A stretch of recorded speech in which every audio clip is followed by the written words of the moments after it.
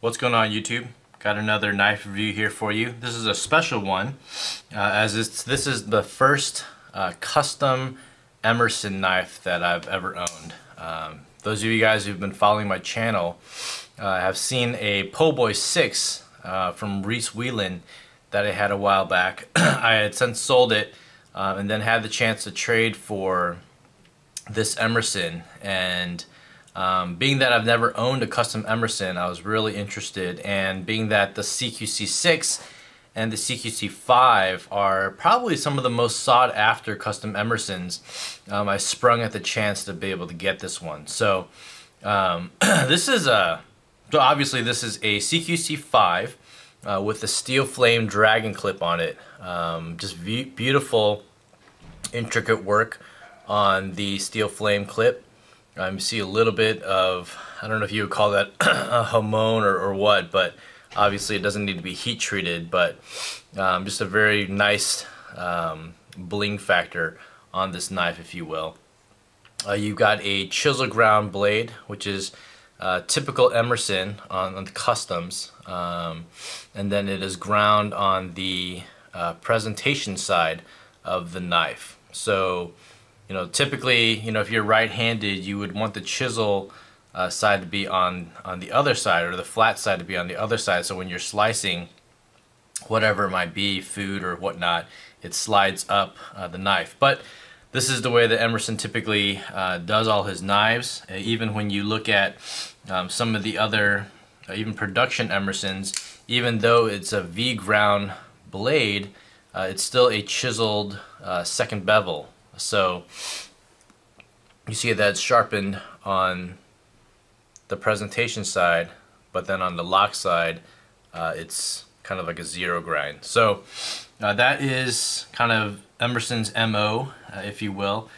Here you have it against just size comparison with the Mini Roadhouse. This is a 3.5-inch blade, CQC-13 here, and then of course the Sebenza 21 large, and then just to kind of have a little bit of a size comparison against a small Sebenza, there you see it right there. So actually the CQC-5 is a little bit, if you match it end to end, is actually a little bit longer than my small Sebenza and Singo, and it also fills the hand. The blade is a little bit smaller, being that it's a 2 3/4-inch blade, whereas the Sebenza, small Sebenza, is a 2.95-inch blade, if I'm not mistaken, maybe 2.87.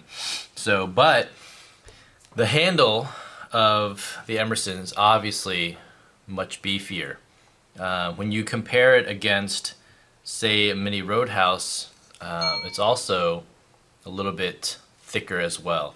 And so kind of the standard for custom Emersons is, instead of a single tie lock side and then a stainless steel liner and G10 slabs, you've got the what is, again, just this is Emerson's custom line, which is very typical. You have titanium bolsters, green micarta scales, a simple G10 backspacer, and then this one is, I think, the more rare version, which is a thick titanium liner for the lock side, and then a thin liner, titanium liner on the presentation side. Other than that, compared to normal Emerson grinds, I mean, you have a hand ground blade by Ernie Emerson compared to the stone and satin wash finish of a production knife. So very beautiful grinds that Emerson has, something that you don't see very often. Outside of that, I mean, the feel of the blade it's definitely, it just feels a bit smoother. I don't know if I'm just being biased because it's custom, but definitely compared to the production Emersons that I've owned, I've had some that are pretty smooth, but the custom feel definitely is a bit better than the production knives. Steel wise, it's still going to be the same 154 cm. That's all that Ernest Emerson uses, and this one also features the wave feature on the CQC-5. So you know that Custom Emersons, they command a very high premium. You know, they're pretty rare, they're pretty hard to come by, especially CQC-5s and 6s.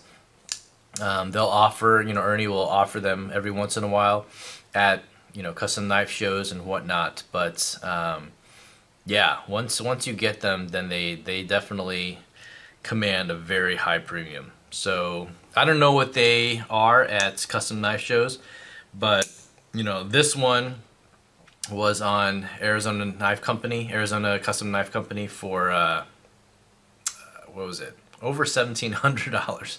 So that's pretty crazy. But at the same time, you know, when something is, you know, supply and demand, pretty rare, you know, that's what kind of happens in the knife world. So anyway, I just wanted to show off